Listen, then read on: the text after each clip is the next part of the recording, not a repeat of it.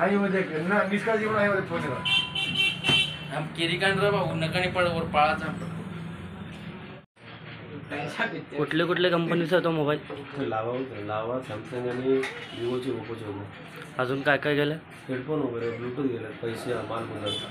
कितीपर्यंतचा माल गेला? 30-35-40 पण गेलं. कधी रात्री? हां रात्री. कुलूप लावलं तर तुम्ही? क्लूप लावलं होतं, एक साईडचे क्लूप नव्हतं. ठीक आहे. अजून तुमचं काय तुमचं काय मान्य अजून काय काय?